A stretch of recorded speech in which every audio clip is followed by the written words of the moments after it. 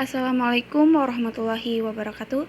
Saya akan menjelaskan tentang pengantar permasalahan tentang tolak ukur pertanggungjawaban moral. Kita menemukan bahwa kewajiban moral kita sadari sebagai sesuatu yang mengikat secara mutlak. Tetapi apa artinya mempertanggungjawabkan? Mempertanggungjawabkan sesuatu berarti bahwa kita dapat menunjukkan bahwa sesuatu itu sudah memadai dengan norma yang harus diterapkan padanya. Dengan demikian, kita menjawab dengan pertanyaan, manakah tolak ukur pertanggungjawaban moral itu? Itu merupakan pertanyaan pokok etika normatif. Kita tidak lagi bertanya bagaimana bentuk kesadaran moral, manakah unsur-unsurnya, bagaimana dapat dipertajam, dan sebagainya, melainkan bagaimana seharusnya menyadari moral kita, melainkan manakah prinsip dasar moral objektif yang harus dipergunakan untuk memecahkan konflik. Dan etika adalah ilmu yang reflektif dan kritis. Norma-norma dan pandangan moral dengan sendirinya sudah terdapat dalam masyarakat. Yang kedua adalah jawaban-jawaban yang tidak memadai. Pertanyaan kita dapat juga dirumuskan begini. Bagaimana kita dapat mengetahui sikap-sikap dan tindakan-tindakan mana yang seharusnya kita ambil kalau kita mau bertanggung jawab secara moral? Yang pertama yaitu sesuaikan diri dengan norma-norma masyarakat, di mana masyarakat bisa berarti masyarakat yang dekat atau masyarakat umum. Bisa berarti orang tua, tradisi, adat istiadat, sekolah, sistem norma di tempat kita bekerja dengan negara, dan lain-lain. Pokoknya atas pertanyaan, apa yang menjadi kewajiban saya? Ada yang menjawab, ikuti saja lingkunganmu, dan ada juga yang menjawab, ikutilah saja hatimu atau perasaanmu. Namun, itu tidak bisa dapat dibenarkan, karena setiap norma masyarakat belum tentu itu benar atau salah, dan tidak bisa dibenarkan atau disalahkan, karena setiap norma di masyarakat itu berbeda-beda, dan pemikiran masyarakat juga berbeda-beda. Yang ketiga, etika wahyu. Meskipun ada wahyu, namun kita tetap harus mempergunakan akal budi kita untuk menemukan apa yang dituntut dari kita secara moral. Adanya wahyu tidak membuat etika tidak perlu, namun etika justru diperlukan agar kekayaan wahyu yang sebenarnya dapat kita hargai semestinya.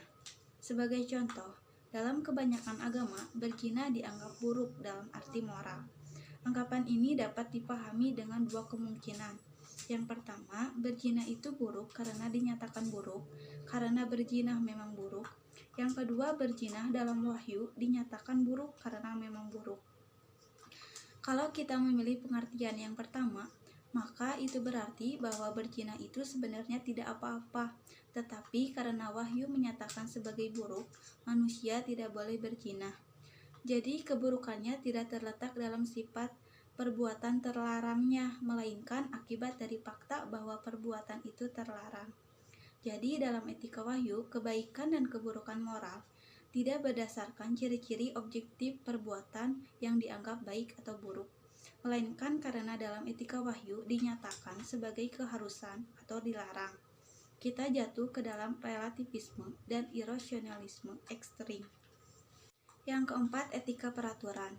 Kata etika peraturan ditulis dengan huruf kecil karena tidak merupakan teori tertentu, melainkan bentuk pendekatan terhadap moralitas yang ditemukan dalam banyak lingkungan budaya, tradisi, dan agama, dan tidak jarang dikembangkan menjadi sistem-sistem aturan moral yang luas dan canggih.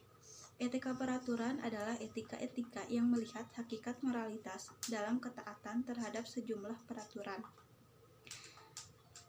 Etika peraturan mengenal banyak sekali peraturan moral yang kadang-kadang disusun menurut semua bidang kehidupan manusia masing-masing. Manusia dianggap hidup dengan baik apabila ia tidak melanggar peraturan-peraturan itu. Menurut etika peraturan, moralitas manusia tidak lebih daripada mengetahui peraturan-peraturan moral itu dan hidup sesuai dengannya. Yang tidak masuk ke dalam perhitungan moral adalah dua hal, yaitu apa yang menjadi dasar keberlakuan peraturan-peraturan itu dan tanggung jawab manusia terhadap akibat-akibat tindakan-tindakannya. Jadi, etika peraturan tidak dapat mempertanggungjawabkan mengapa baik buruknya manusia diukur pada peraturan-peraturan itu. Tetapi, bahkan apabila kita sendiri membenarkan peraturan-peraturan itu karena rasanya masuk akal, karena etika peraturan tidak menghubungkan peraturan-peraturan dengan nilai-nilai yang mendasari mereka. Peraturan-peraturan itu sendiri menjadi inti moralitas. Semua peraturan moral berlaku sama saja, yang dituntut bukan agar kita menjunjung tinggi nilai-nilai tertentu, melainkan agar peraturan-peraturan itu ditaati. Etika situasi. A. Pendapat etika situasi. Etika situasi adalah sebuah pendekatan dan dalam teori etika yang timbul sesudah Perang Dunia Kedua dan sangat dipengaruhi oleh filsafat eksistensialisme dan personalisme. Etika situasi menolak norma-norma dan peraturan-peraturan moral yang berlaku umum. Jadi, etika situasi adalah lawan ekstrim etika peraturan. Etika situasi menolak adanya peraturan dan norma-norma moral yang berlaku di mana-mana dan bagi siapa saja dan mengembalikan moralitas pada tanggung jawab individual masing-masing orang berdasarkan panggilan unik pada setiap situasi. B. Jasa etika situasi. Etika situasi menegaskan bahwa setiap manusia memang merupakan person yang unik.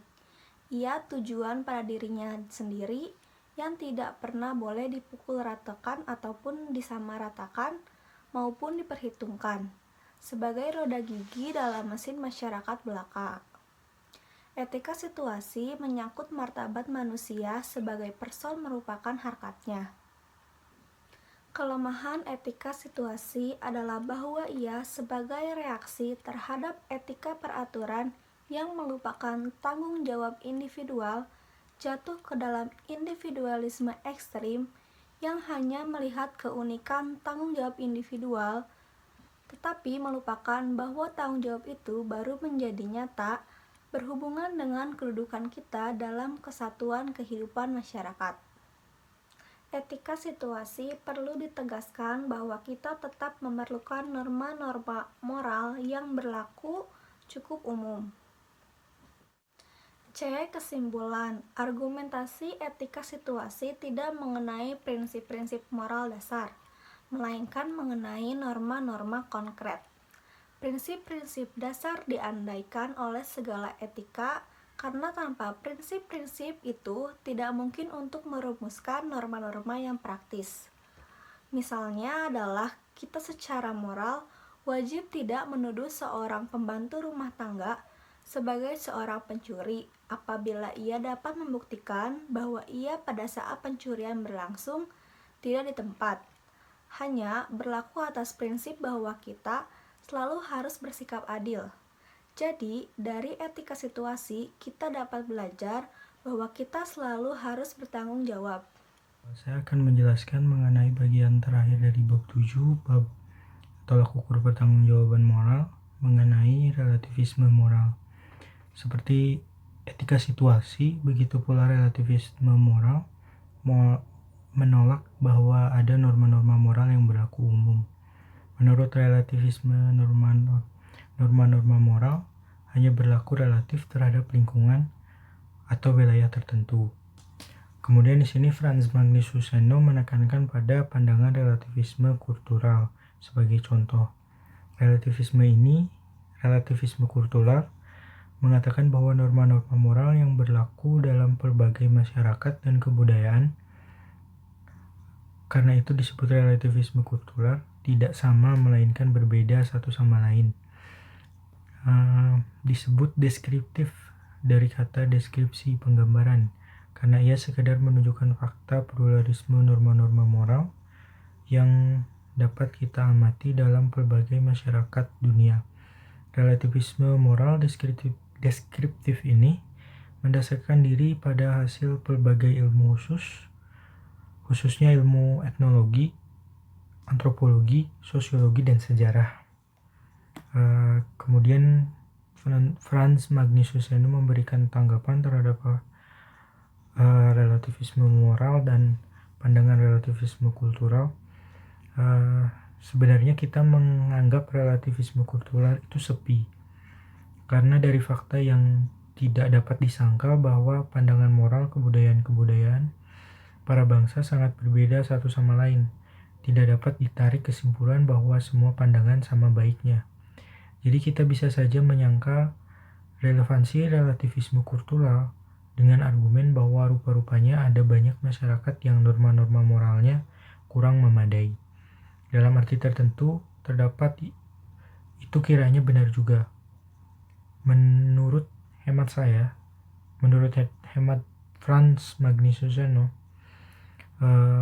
tidak dapat disangkal bahwa meskipun kelakuan manusia modern tidak kalah brutalnya dan kasarnya dengan manusia dulu, namun faham manusia tentang kelakuan mana yang tidak memadai menunjukkan kemajuan. Kesadaran akan hak segenap orang sebagai manusia lama-kelamaan bertambah, meskipun di negara kita, di Indonesia, masih tetap ada orang-orang yang berpendapat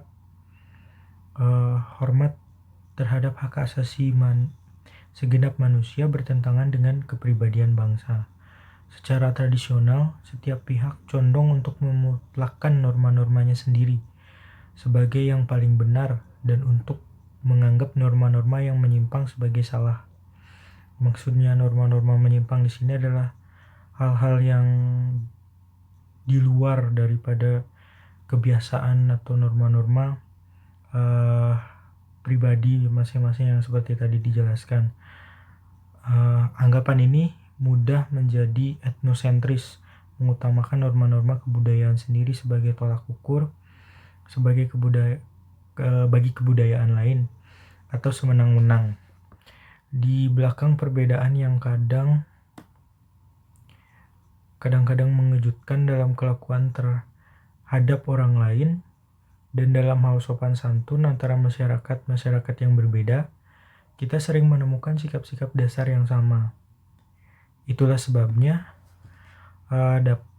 kita dapat berdialog dengan masyarakat yang berbeda dengan kita berbeda dengan kita budayanya tentang bagaimana manusia harus hidup. Ternyata perbedaan-perbedaan mendalam antara sistem-sistem moral berbagai masyarakat dan kebudayaan yang kita ketahui dari penelitian-penelitian para antropolog, etnolog, dan sejarawan tidak memaksa kita untuk menolak kesatuan moral umat manusia.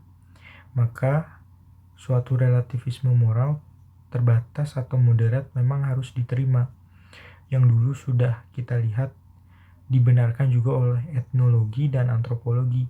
Norma-norma moral konkret hanya berlaku relatif, tidak universal, dan tidak mutlak. Akan tetapi, kenyataan itu tidak membuktikan suatu relativisme moral absolut. Kiranya kehidupan manusia yang memang berdasarkan paham-paham dasar moral yang sama. Di sini mungkin saya akan mengambil sedikit kesimpulan mengenai relativisme moral, di mana memang relativisme moral ini menunjukkan bahwa norma-norma yang hidup di antara masyarakat, utamanya norma kultural, itu memang bervariasi dan tidak ada yang konkret karena berbeda satu sama lain dari setiap masyarakatnya.